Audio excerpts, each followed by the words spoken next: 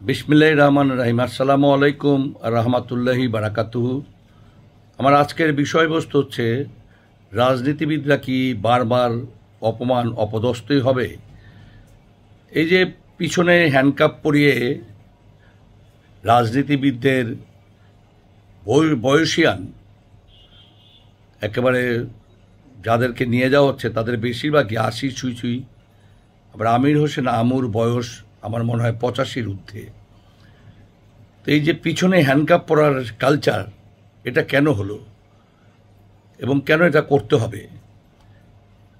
পল্লীবন্ধু হোসেন মোহাম্মদ এরশাদ যখন রাষ্ট্র ক্ষমতায় ছিল, যে সেদিন রুমিন ফারহানার একটি টক শোতে শুনলাম, ওনার বাবা অলিহাদ বিখ্যাত রাজনীতিবিদ ছিলেন, ওনাকে এরশাদ সাহেব নাকি প্রায় জেলে নিয়ে যেতেন, কিন্তু ওনার মা সরকারি চাকরি করতেন, সেই চাকরিতে কোনো দিন হস্তক্ষেপ করা হয়নি, বা ওনাদের যে বাসা বাড়ি সরকারি বাসা এগুলোতেও কোনো দিন সমস্যা হয়নি।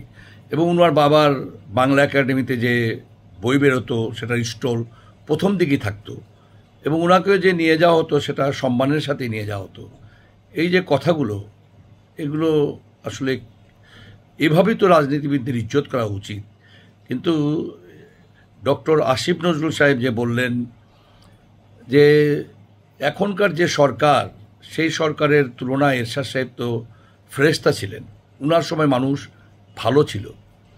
আসলে ৯০-এর পরবর্তী পর্যায়ে যারা এই রাষ্ট্র ক্ষমতায় এসেছে তারাই রাজনীতিবিদদের অপমান করা শুরু করেছে, এবং ক্ষমতা বদল হয়েছে, অপমানের মাত্রা আরও বেড়েছে। এখন আওয়ামী লীগ সময় আওয়ামী লীগ সরকার যা করেছে সেটা তো অবশ্যই ঘৃণিত কাজ, আর নাহলে এমন পতন কেন হবে? আমি বহু টক শোতে বলেছি, জামাতের যে নেতৃবৃন্দ, জাতীয় পার্টি এবং বিএনপির যে নেতাদেরকে ফাঁসি দেওয়া হয়েছে যুদ্ধ অপরাধের নামে, সেগুলোও কিন্তু সঠিকভাবে বিচার না করেই ফাঁসি দেওয়া হয়েছে। এবং স্বাধীন হওয়ার পরবর্তী ৫০ বছর পর কিসের বিচার? এই যে বাংলাদেশের মধ্যে একটা বিভেদ তৈরি করা মুক্তিযোদ্ধা এবং মুক্তিযুদ্ধের বাইরে, এটা কোনো প্রয়োজন ছিল না আওয়ামী লীগের। এবং রাজনীতি যারা আমরা করি, আমরা কিন্তু একটা জিনিস দেখি যে আসলে যিনি দলের চিফ থাকে তার বাইরে কোনো দলেই কেউ কোনো কথা বলতে পারে না। এবং শেখ হাসিনা যা কিছু করেছে, ওনার বাইরে কিন্তু যারা ভালো রাজনীতিবিদ ছিল তারা কিন্তু কোনো কথা বলতে পারতো না। কথা বললে অপমান অপদস্থ হতে হতো।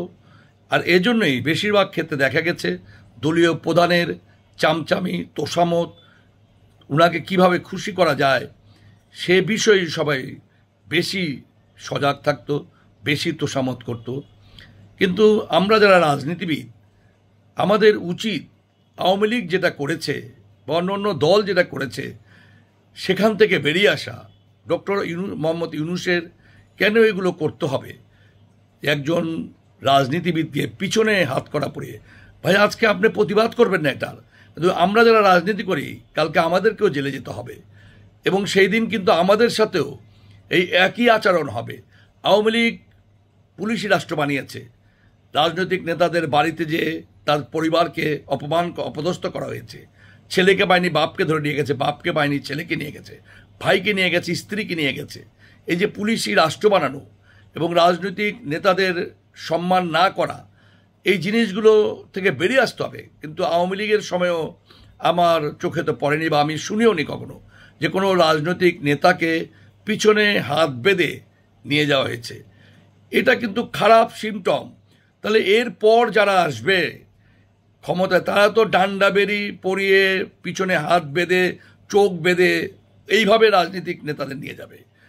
ভাই যারা রাজনীতি করেন হিংসা বিদ্বেষের ঊর্ধ্বে উঠেন, আজকে তাদের যে অবস্থা কালকে আমাদেরও সেই একই অবস্থা হবে। অতীতে যাদের অবস্থা এরকম ছিল তাদের বোঝা দরকার, রাজনীতিবিদদের একটা ন্যূনতম সম্মান দেওয়া দরকার। ডক্টর মোহাম্মদ ইউনূস সাহেব, আপনি সর্বজন শ্রদ্ধেয় মানুষ, এবং আপনার যে ব্যক্তিগত জনপ্রিয়তা সেটা কিন্তু ধীরে ধীরে এখন বৃদ্ধি পাচ্ছে। মানুষ কিন্তু ইতিমধ্যে বলা শুরু করেছে যে বর্তমান যে সরকার, সেই সরকার আরও কিছু সময় থাক, অনেকে 2 বছর, অনেকে 5 বছরও বলেন। এই যে বলে, এর অর্থ এই নয় যে আপনার সরকার যা ইচ্ছা তাই করবে। এটা কিন্তু ঠিক নয়। আপনি শ্রদ্ধেয় মানুষ, আপনাকে 6 তলা 8 তলায় হেঁটে উঠিয়েছে, এই জন্য অন্যদেরকে উঠাতে হবে। তাহলে তো একই জিনিস হলো। পরিবর্তন কোথায় হলো? পরিবর্তন প্রয়োজন। মানুষের ন্যূনতম অধিকার দেওয়া প্রয়োজন, ন্যূনতম একটা সম্মান দেওয়া প্রয়োজন। আপনার উপর যে অত্যাচার জুলুম করেছে আওয়ামী লীগ সরকার বা অন্যান্য রাজনৈতিক নেতা নেতৃবৃন্দের সাথে এই অত্যাচার আওয়ামী লীগ করেছে, আমরা সেখান থেকে বেরিয়ে আসতে চাই। যদি একই কালচার বারবার চলতে থাকে তাহলে তো আমরা আর শুধরালাম না, আমরা আর ভালো পথে গেলাম না। আমরা যারা রাজনীতি করি, একটা ন্যূনতম ইজ্জত থাকা দরকার। আর যাতে পুলিশি রাষ্ট্র না হয়, আর যাতে সরকারের অত্যাচার নির্যাতনের সম্মুখীন সাধারণ মানুষ, রাজনীতিবিদরা না হয়, সেই ধরনের একটি রাষ্ট্র ব্যবস্থা আমাদের প্রয়োজন। এখন আমার এই বক্তব্য অনেকে বুঝে না বুঝে কমেন্ট করবেন, কিন্তু আল্লাহর রস্তে যারা রাজনীতি করেন, তারা রাজনীতিবিদদের যাতে একটা ন্যূনতম সম্মান থাকে সেই ব্যবস্থা গ্রহণ করুন। যাদের আজকে ক্ষমতা আছে, যাদের পাওয়ার আছে, তারাও বিষয়টা অনুধাবন করেন। এক সময় যারা খারাপ অবস্থায় ছিল আজকে ভালো অবস্থায় আছে, আবার আজকে যারা খারাপ অবস্থায় তারা একদিন ভালো অবস্থায় যেতে পারে।